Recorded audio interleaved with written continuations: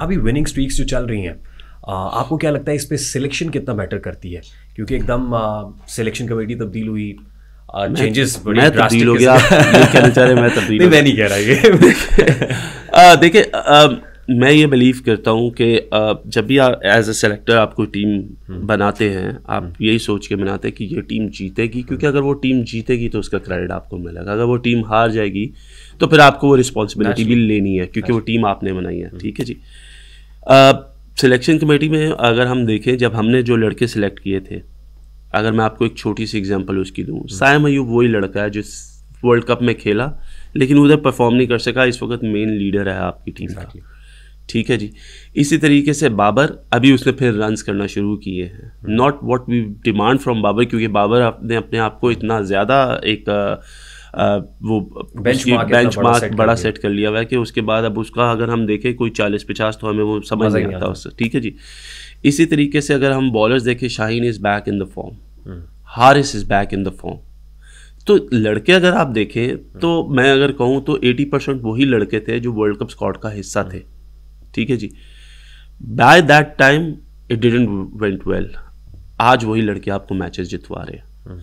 So this is also part of cricket, हारना जीतना जिसकी मैंने बात की। अभी भी वही लड़के, सिलेक्शन में फ़र्क पड़ा। कामरान गुलाम एक नया लड़का अच्छा है, टेस्ट मैचेस में हमें खुरम मिला, हमें मीर हमजा मिला, they are doing a good job. Hasnain ने वापस कम बैक किया। हमारे टाइम पे हसनैन अनफिट थे, इंग्लैंड में वो कर रहे थे, रीहैब कर रहे थे। उसके बाद वो आए, चैम्पियंस कप में खेलने का मौका मिला, from here he got that recognisation again. उसके बाद वो टीम में, अगर अब इन लड़कों में से कोई भी लड़का टीम से बाहर होता है, वो फिर अपनी परफॉर्मेंस बेस पे ही होगा। ऐसा नहीं होगा कि यार वो परफॉर्म करते हुए बाहर हो गया। So I think selection does matter. I think जिस तरीके से सिलेक्शन की गई, जिस तरीके से प्लान किया गया, अगर हम देखें पाकिस्तान में कभी स्पिन विकेट नहीं बने, हमने स्पिन विकेट्स बनाए। हमने इंग्लैंड को पहले टेस्ट मैच के बाद हमने उनको 2 मैचेस में वो सीरीज़ हरा दी। उसके बाद अब हमने सीरीज़ खेली ऑस्ट्रेलिया में जाके, तो हमने वनडे सीरीज़ हरा दी। वही रिजवान, वही बाबर, वही सैम अयूब, वही लड़के सारे। So this is how it works. इसका क्रेडिट किसको देता है? देखिए, इस वक्त अगर मैं इसका क्रेडिट दूंगा तो मैं वो इस वक्त जो उनको लेके चल रहे हैं कोच आके भाई, उनको, और जो सिलेक्शन कमेटी है उसको दूंगा, क्योंकि इस वक्त they are the stakeholders. हम लोग स्टेक होल्डर्स नहीं हैं।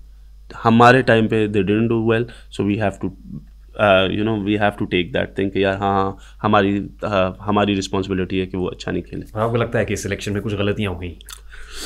नहीं, मुझे नहीं लगता। मुझे ऐसा लगता है कि जो सिलेक्शन हम लोगों ने की, क्योंकि that was not only based on me, that was based on 6 selectors और 7 सेलेक्टर्स, और हम लोगों ने मिलकर ये फैसला किया था। फैसला सही और गलत कंसेंसस डिसीजन था वो, सबका कंसेंसस डिसीजन था। तो फिर तनकीद सिर्फ आप पे क्यों हुई? इवन आपके जो बैचमेट्स हैं वो सिलेक्शन कमेटी में थे, तनकीद का सारा मलबा आप पे गिरा था।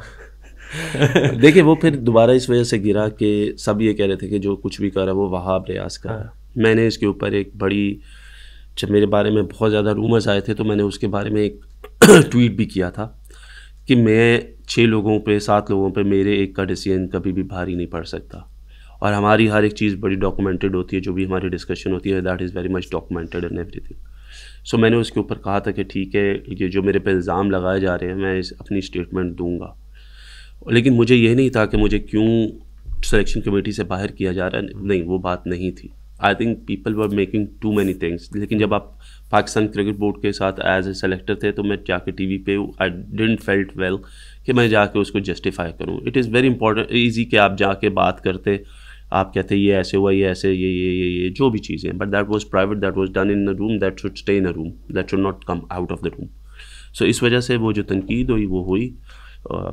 They thought I was not a good selector. I wasn't a good selector. Your team actually brought that thing out of the room, जिसमें मोहम्मद हफीज़ भी शामिल थे, जिसमें बहुत से ऐसे लोग थे जो फिर टीवी शोज़ के अंदर भी जाते थे और एज एन एनालिस्ट बैठे हुए थे। देखिए, हम लोग सारे, मैं हमेशा एक बात कहता हूँ कि this is how it will. हम सारे क्रिकेटर्स को कहीं ना कहीं टीवी पे बैठे हुए ज़रूर देखेंगे, हम चीज़ों को एनालाइज ज़रूर करेंगे, लेकिन हम लोगों को एक दूसरे की पर्सनल लाइफ को एनालाइज नहीं करना। हमें जो क्रिकेट की गेम हो रही है उसको एनालाइज करना। क्रिकेट में जिस टीम ने क्या अच्छा किया, क्या बुरा किया, हमें उस पर बात करनी है। ना हमने किसी प्लेयर के बारे में पर्सनल होना है, ना हमने इस चीज़ पे पर्सनल होना है। हफीज़ भाई की एक अपनी थॉट प्रोसेस है। हफीज़ भाई को एक अपनी सोच है, हो सकता है मैं उनकी उस सोच से एग्री ना करता हूँ। अगर उन्होंने टीवी पे बैठ के मेरे खिलाफ, अगर जिस तरह आप कह रहे हैं, अगर उन्होंने मेरे खिलाफ टीवी पे बैठ के बात की है तो बड़ा ईजी है कि मैं भी उनके खिलाफ बैठ के बात कर सकता हूँ, but I don't want to. लेकिन आपका ट्विटर हैंडल बहुत वाइब्रेंट है। ट्विटर हैंडल आपका बहुत वाइब्रेंट है। देखिए मैं वाइब्रेंट हूँ, बड़ा इफेक्टिवली यूज करते हैं आप। देखिए मैं उसको यूज करता हूँ, I use it for a good cause, I don't use it for a bad cause. It is very important to criticise anybody. हम इस सिस्टम में से निकले, हम इस सिस्टम का हिस्सा, हमें पता है ये सिस्टम कैसे रन होता है। इट इज़ वेरी ईजी कि आप किस तरीके से उन चीज़ों को किस तरफ लेके जाएं और किस चीज़ को किस तरफ ले जाएं।